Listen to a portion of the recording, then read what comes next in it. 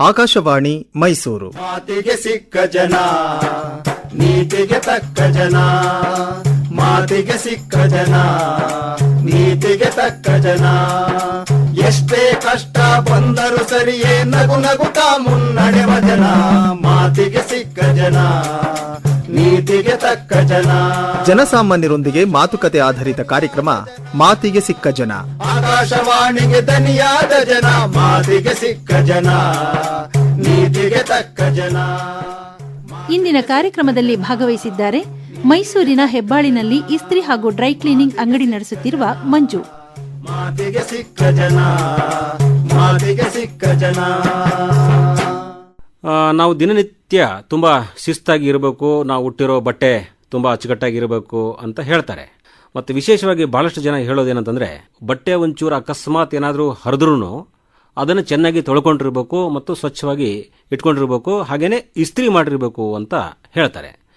So ನಮ್ಮ ಬಟ್ಟೆಯನ್ನು ನಾವು ಮನೆಯಲ್ಲಿ ನಮ್ಮ ಅಮ್ಮನೋ ಅಥವಾ ನಮ್ಮ ಹೆಂಡ್ತಿನೋ ಅಥವಾ ಸಮಯ ಬಂದಾಗ ನಾವೇನೋ ತೊಳ್ಕೊಬೇಕಾಗತ್ತೆ.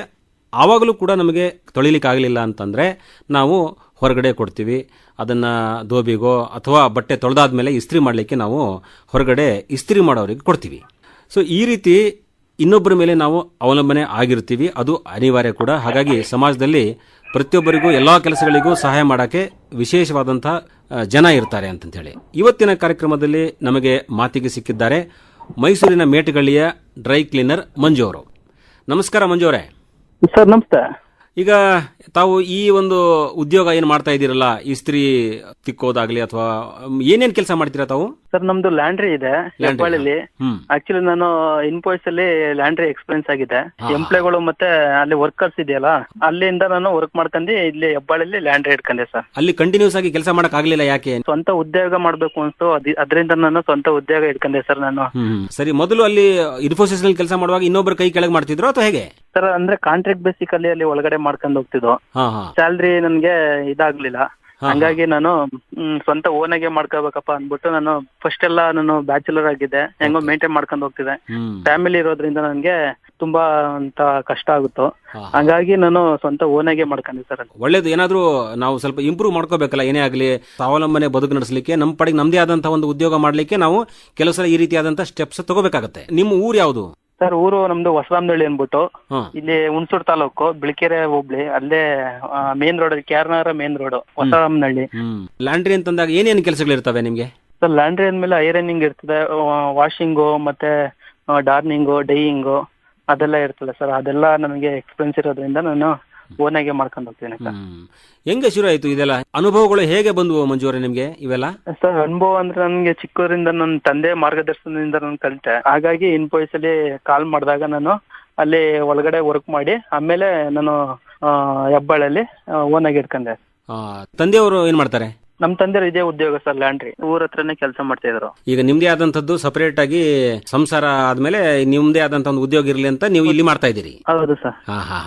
ಸರಿ, ಈಗ ಈ ರೀತಿಯಾದಂತಹ ಒಂದು ಉದ್ಯೋಗ ಪರವಾಗಿಲ್ಲ, ನಾವು ಈ ಉದ್ಯೋಗದ ಮೇಲೆ ನಮ್ಮ ಜೀವನ ನಡೆಸಬಹುದು ಅಂತ ನಿಮಗೆ ಅನಿಸ್ತಾ ಇದೆಯಾ? ಈಗ ಅನ್ಸ್ತೈತೆ ಸರ್ ಇವಾಗ. ಅಂದ್ರೆ ಅವಾಗ ಮದುವೆ ಆಗೋದಕ್ಕಿಂತ ಮುಂಚೆನೆ ನಮ್ಗೆ ಅಲ್ಲಿ ಸ್ಯಾಲ್ರಿ ಕೊಡೋದು ನಮ್ಗೆ ಇದಾಗ್ತಿರ್ಲಿಲ್ಲ. ಆಗ ಕಷ್ಟ ಜೀವನಗಳು, ಮಕ್ಳೆಲ್ಲ ಆದ್ಮೇಲೆ ನಮ್ಗೆ ಸ್ವಂತ ಉದ್ಯೋಗನೇ ಬೆಸ್ಟ್, ನಮ್ಮ ವೃತ್ತಿನೇ ಬೆಸ್ಟ್ ಅನ್ಬಿಟ್ಟು ಹಾಗಾಗಿ ನಾನು ಸ್ವಂತ ಆಗಿ ನಾನು ಉದ್ಯೋಗ ಮಾಡ್ಕೊಂಡು ಹೋಗ್ತಿದ್ದೇನೆ ಸರ್. ಅಂದ್ರೆ ಅಲ್ಲಿ ಈಗ ಸ್ಯಾಲ್ರಿ ತಿಂಗಳ ಕೊಡ್ತಿದ್ರಾ? ತಿಂಗಳು ಕರೆಕ್ಟ್ ಆಗಿ ಕೊಡ್ತಿದ್ರು. ಏನ್ ಕೆಲಸ ಇರ್ತಿತ್ತು ಅಲ್ಲಿ? ಅಂದ್ರೆ ಇನ್ಫೋಸಿಸ್ ಎಂಪ್ಲಾಯೀಸ್ ಗಳದ್ದು ಕೆಲಸನಾ ಹೆಂಗೆ ಅದು? ಇನ್ಫೋಸಿಸ್ ಎಂಪ್ಲಾಯ್ ಅವ್ರದ್ದು ವಾಷಿಂಗು ಮತ್ತೆ ಐರನಿಂಗು ಅದೆಲ್ಲ ಬರ್ತಿತ್ತಲ್ಲ, ಹಾಗಾಗಿ ಅಲ್ಲಿ ಒಳಗಡೆನೆ ಕಾಂಟ್ರಾಕ್ಟ್ ಮುಖಾಂತರ ನಾವು ವರ್ಕ್ ಮಾಡ್ಕೊಂಡು ಹೋಗ್ತಿದ್ವಿ. ಎಷ್ಟು ಜನ ಇದ್ರು ಹಂಗೆ ಆತರ ಮಾಡೋರು? ಸರ್ ಅಲ್ಲಿ ಒಂದು 50-52 ಜನ ಇದ್ರು. ಓ, ಲ್ಯಾಂಡ್ರಿ ಕೆಲಸ ಮಾಡಕ್ 50 ಜನ? 50 ಜನ ಇದ್ರೆ ಸರ್. ನೋಡಿ ಮಂಜು ಅವರೇ, ಈಗ ಮಂತ್ಲಿ ಸ್ಯಾಲ್ರಿ ಮೇಲೆ ಬದುಕಿದ್ರೆ ಅದು ಫಿಕ್ಸ್ ಹಂಗೆ ಇರುತ್ತೆ. ಸ್ವತಃ ಉದ್ಯೋಗ ಶುರು ಮಾಡಿದ್ರೆ ಬೇಕಾದ್ರೆ ಮನಸ್ಸು ಮಾಡಿದ್ರೆ ಜಾಸ್ತಿನೂ ಮಾಡಬಹುದು ಅಂತ ನಿಮ್ದು ಮಾತಿನ ಅರ್ಥ. ನಾವಾಗಿ ಏನಾದ್ರೂ ಒಂದು ಉದ್ಯೋಗ ಶುರು ಮಾಡಿದ್ರೆ ಬದುಕಲಿಕ್ಕೆ ಸಾಧ್ಯ ಇದೆ ಅಂತ. ಹೌದು ಸರ್. ಮಂಜು ಅವರೇ, ನಿಮ್ ಪ್ರಕಾರ ಈಗ ಶಿಸ್ತು, ಮನುಷ್ಯ ತುಂಬಾ ಶಿಸ್ತಿನಿಂದಿರಬೇಕು ಅಂತ ಹೇಳಿ ಆರಂಭದಲ್ಲಿ ನಾನು ಹೇಳಿದೆ. ಶಿಸ್ತು ಅಂದ್ರೆ ನಿಮ್ ಪ್ರಕಾರ ಏನು? ಬಟ್ಟೆ ಇಸ್ತ್ರಿ ಮಾಡಲೇಬೇಕಾ ಹೇಗೆ ಅಂತ? ಹೌದು ಸರ್, ಶಿಸ್ತು ಅಂದ್ರೆ ಅದು ಬಟ್ಟೆ ಇಸ್ತ್ರಿ ಮಾಡ್ಲೇಬೇಕು. ಅದು ಹಾಕಂದ್ರೆ ಒಂದ್ ಸ್ವಲ್ಪ ನೆಮ್ಮದಿ ಇರ್ತದೆ, ಐರನ್ ಮಾಡಿ ಹಾಕಂದ್ರೆ ನೆಮ್ಮದಿ ಇರೋದ್ರಿಂದ ಹಾಗಾಗಿ ಎಲ್ರು ಒಂದ್ ಸ್ವಲ್ಪ ಆ ಶಿಸ್ತುನ ಕಾಪಾಡ್ಕೊಂಡು ಹೋಗ್ತಾವ್ರೆ ಸರ್. ಮೊದ್ಲಾದ್ರೆ ಅಷ್ಟ ಬಟ್ಟೆ ತೊಳೆಯೋದು ಒಂದೇ ಮುಖ್ಯ ಇತ್ತು. ಈಗೀಗ ತೊಳೆದು ಆದ್ಮೇಲೆ ಸ್ವಲ್ಪ ಇಸ್ತ್ರಿ ಮಾಡಬೇಕು ಅಂತ ಅನ್ನೋ ಮನೋಭಾವನೆ ಇದೆ. ಇದೆ ಸರ್. ಒಬ್ಬರೇ ಮಾಡ್ತೀರಾ ನೀವು? ಸರ್ ಒಬ್ಬರಿದ್ರು ವರ್ಕ್ ಮಾಡ್ತೀನಿ, ನನ್ ಜೊತೆಗೆ ಹೆಲ್ಪರ್ ಆಗಿ ವರ್ಕ್ ಮಾಡ್ತಿದ್ರು. ಈ ಕರೋನಾ ಇರೋದ್ರಿಂದ ನಮ್ಗೆ ಅವರು ಬರೋ ಅವಶ್ಯಕತೆ ಇರಲಿಲ್ಲ ಈಗ ಸದ್ಯಕ್ಕೆ. ಅಂದ್ರೆ ಅವ್ರು ಜಾಸ್ತಿ ಆದಕ್ಕೆ ಅವರು ಬರ್ತಾರೆ ಸರ್. ಕೆಲಸ ಹೊರೆ ಆದಾಗ ಇನ್ನೊಬ್ರು ಇದ್ರೆ ಒಳ್ಳೇದು ಅಂತ ಹೇಳ್ತೀರಿ ನೀವು?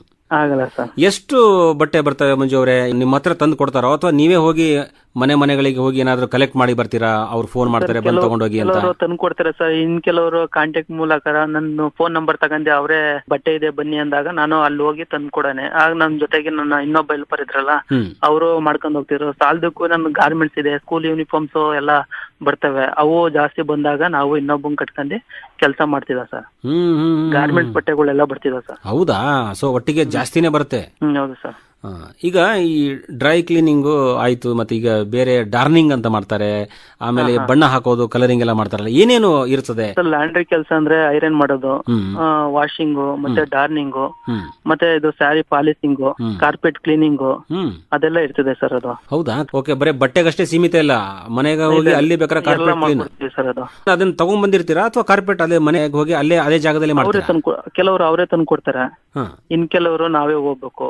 ಈ ಕಾರ್ಪೆಟ್ ಕ್ಲೀನಿಂಗ್ ಎಲ್ಲ ಹೆಂಗ್ ಮಾಡ್ಬೇಕು? ಅದನ್ನ ನೀರ್ ಹಾಕಿ ತೊಳಿಬೇಕಾ ಅಥವಾ ಸೋಪ್ ಹಾಕಿ ಹೆಂಗ್ ಯಾವ ರೀತಿ ಮಾಡ್ತೀರಿ ಸರ್? ಅದಕ್ಕೆ ಬೇರೆ ಮಿಷಿನ್ ಇದೆ, ಮಿಷಿನ್ ಮಾತ್ರ ಮಾಡೋದು ಅದನ್ನ. ಸೊ ಬೇರೆ ಕಡೆ ತಗೊಂಡ್ ಹೋಗ್ತೀರಾ ನೀವು?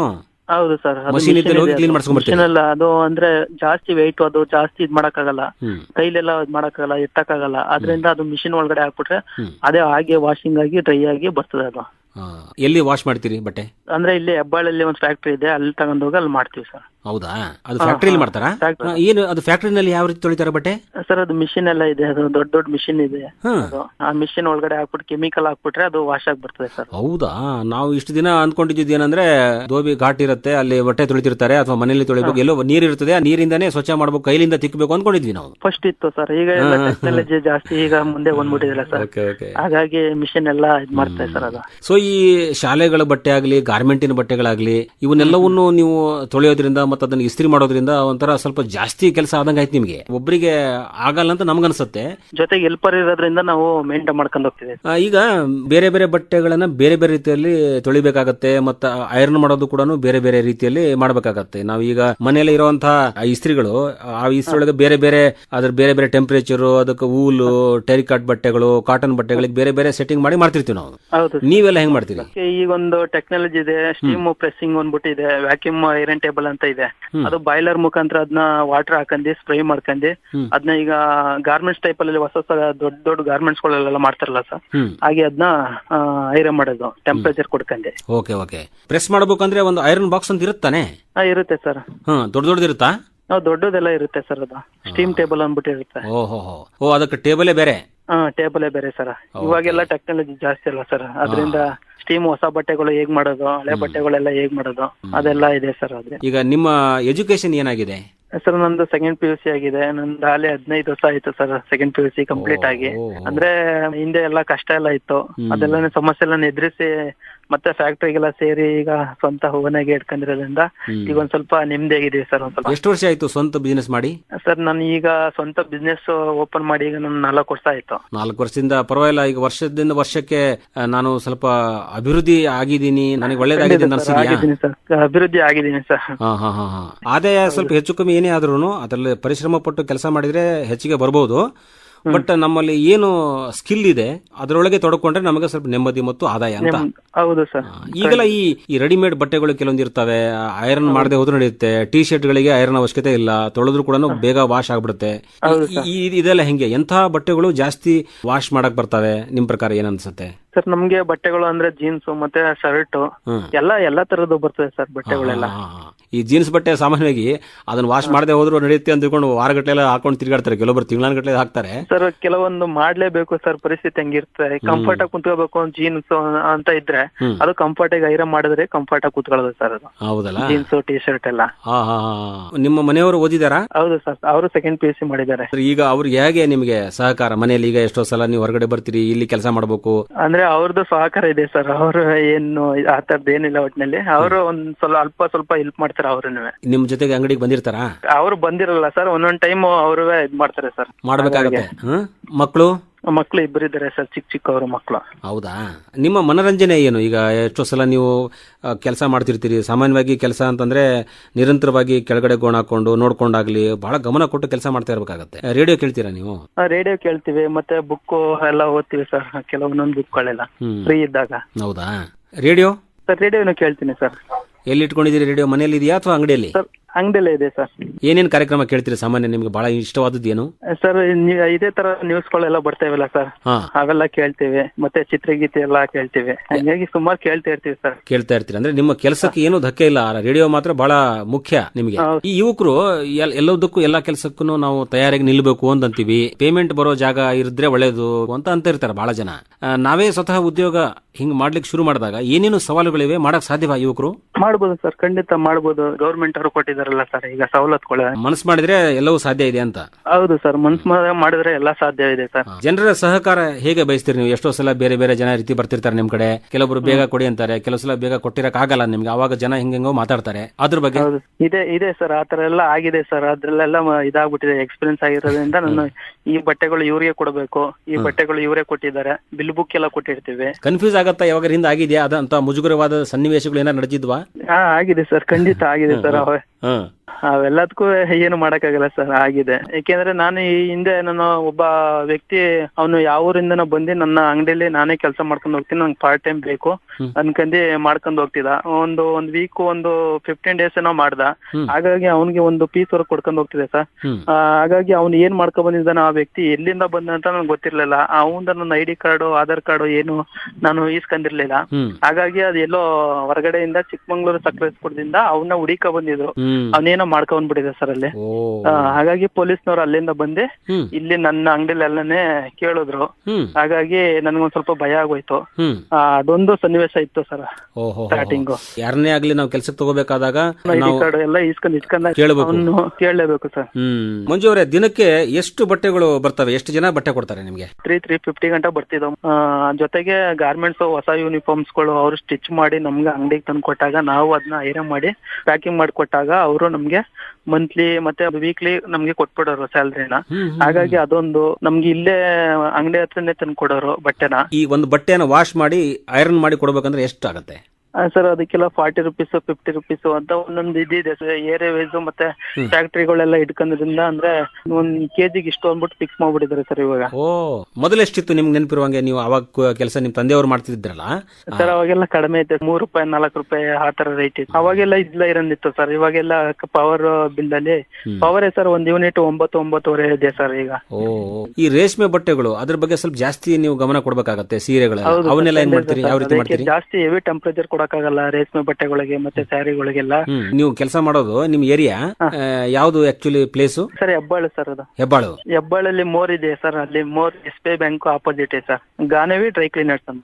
ಸರಿ ಸರಿ ಸರಿ. ಮುಂದೆ ಏನ್ ಮಾಡ್ಬೇಕಂತ ಮಾಡಿದೀರಾ ಸರ್? ಮಾಡ್ಬೇಕು ಸರ್ ಮುಂದೆ ಲಾಂಡ್ರಿ ಬಿಸಿನೆಸ್ ಜಾಸ್ತಿ ಮಾಡ್ಬೇಕು ಅಂತ ಇದೆಯಾ ಹೇಗೆ ಅಂತ? ಇನ್ನು ಇಂಪ್ರೂವ್ಮೆಂಟ್ ಮಾಡ್ಕೊಳ್ಳೇಬೇಕು ನಾವು. ಅತಿ ಇದ್ರೆ ಅವರು ಬೇಕಾದ್ರೆ ಮಕ್ಕಳನ್ನು ಪ್ರಯತ್ನ ಪಡ್ಬೋದು. ಇದಕ್ಕಿಂತ ದೊಡ್ಡ ದೊಡ್ಡ ಫ್ಯಾಕ್ಟ್ರಿಗಳೆಲ್ಲ ಇದೆ, ಅದ್ರಲ್ಲಿ ಮುಂದುವರಬಹುದು ಸರ್. ಹೌದಾ? ಹೋಟೆಲ್ ಬಟ್ಟೆಗಳು, ಅಪಾರ್ಟ್ಮೆಂಟ್ಸ್ ಬಟ್ಟೆಗಳು ಎಲ್ಲ ಕಾಂಟ್ಯಾಕ್ಟ್ ಮುಖಾಂತರ ತಗೊಂಡ್ಬಿಟ್ರೆ ಅದನ್ನ ಒಂದು ಫ್ಯಾಕ್ಟ್ರಿ ರೀತಿಯಲ್ಲಿ ಮಾಡ್ಕೋಬೇಕು ಅನ್ಕೊಂಡಿದ್ದೀನಿ ಸರ್. ಹೌದಾ? ಫ್ಯಾಕ್ಟ್ರಿ ತರ ಮಾಡ್ಬಿಟ್ಟು ಅಂದ್ರೆ ಕಾಂಟ್ಯಾಕ್ಟ್ ಅಲ್ಲಿ ನಾವು ಸಪ್ಲೈ ಮಾಡುವಂತ ಇದ್ದೀನಿ sir. Door to door supply ಮಾಡ್ಬೇಕು ಸರ್. ಹಾಗಾಗಿ ಅವಕ್ಕೆಲ್ಲ ಜಾಸ್ತಿ ಇನ್ವೆಸ್ಟ್ಮೆಂಟ್ ಮಾಡ್ಬೇಕಾಗಿದೆ ಸರ್. ಆ ಇನ್ವೆಸ್ಟ್ಮೆಂಟ್ ಮಾಡಕ್ಕೆಲ್ಲ ತಯಾರಿದ್ದೀರಿ ನೀವು ಮುಂದೆ? ಸರ್ ಗೌರ್ಮೆಂಟ್ ಇಂದ ಏನ್ ಲೋನ್ ಎಲ್ಲ ಅಪ್ಲೈ ಮಾಡ್ಬೇಕು ಸರ್. ಮಾಡಾದ್ಮೇಲೆ ಖಂಡಿತ ಮಾಡುವಂತ ಇದ್ದೀನಿ ಸರ್. ಹೌದಾ? ಆಗ್ಲಿ, ಒಳ್ಳೇದಾಗ್ಲಿ ಮಂಜು ಅವರೇ. ನಿಮ್ಮ ಆಸೆಗಳು ಈಡೇರಲಿ. ನಿಮ್ಮ ಏನು ಕನಸುಗಳಿವೆ, ಏನು ಉದ್ಯಮವನ್ನ ಈಗ ಇದ್ದಂತಹ ಒಂದು ಲಾಂಡ್ರಿ ಬಿಸಿನೆಸ್ ಅನ್ನೇ ನೀವು ವಿಸ್ತರಿಸಬೇಕು ಅಂತ ಏನ್ ಪ್ಲಾನ್ ಮಾಡಿದೀರಿ, ಅದೆಲ್ಲ ಆಗ್ಲಿ ಅಂತ ನಾವು ಈ ಸಂದರ್ಭದಲ್ಲಿ ಹಾರೈಸ್ತೇವೆ. ನಿಮ್ಮ ಒಂದು ಅನುಭವವನ್ನ ಹಂಚಿಕೊಂಡಿದ್ದಕ್ಕೆ ಧನ್ಯವಾದ. ನಮಸ್ಕಾರ. ಥ್ಯಾಂಕ್ ಯು ಸರ್, ಧನ್ಯವಾದಗಳು. ಮಾತಿಗೆ ಸಿಕ್ಕ ಜನ, ನೀತಿಗೆ ತಕ್ಕ ಜನ. ಮಾತಿಗೆ ಸಿಕ್ಕ ಜನ, ನೀತಿಗೆ ತಕ್ಕ ಜನ. ಎಷ್ಟೇ ಕಷ್ಟ ಬಂದರೂ ಸರಿಯೇ ನಗು ನಗುತ್ತಾ ಮುನ್ನಡೆವ ಜನ. ಮಾತಿಗೆ ಸಿಕ್ಕ ಜನ, ನೀತಿಗೆ ತಕ್ಕ ಜನ. ಮಾತಿಗೆ ಸಿಕ್ಕ ಜನ ಕಾರ್ಯಕ್ರಮ ಕೇಳಿದಿರಿ. ಆಕಾಶವಾಣಿಗೆ ದನಿಯಾದ ಜನ. ಮಾತಿಗೆ ಸಿಕ್ಕ ಜನ, ನೀತಿಗೆ ತಕ್ಕ ಜನ. ಇವತ್ತಿನ ಕಾರ್ಯಕ್ರಮದಲ್ಲಿ ಮಾತಿಗೆ ಸಿಕ್ಕವರು ಮೈಸೂರಿನ ಹೆಬ್ಬಾಳಿನಲ್ಲಿ ಇಸ್ತ್ರಿ ಹಾಗೂ ಡ್ರೈ ಕ್ಲೀನಿಂಗ್ ಅಂಗಡಿ ನಡೆಸುತ್ತಿರುವ ಮಂಜು ಅವರು. ಮಾತಿಗೆ ಸಿಕ್ಕ ಜನ, ಮಾತಿಗೆ ಸಿಕ್ಕ ಜನ. ಪ್ರಸ್ತುತಿ ಜಾಂಪಣ್ಣ ಆಶಿಹಾಳ್. ಮಾತಿಗೆ ಸಿಕ್ಕ ಜನ, ನೀತಿಗೆ ತಕ್ಕ ಜನ, ಮಾತಿಗೆ ಸಿಕ್ಕ ಜನ, ಮಾತಿಗೆ ಸಿಕ್ಕ ಜನ, ಮಾತಿಗೆ ಸಿಕ್ಕ ಜನ.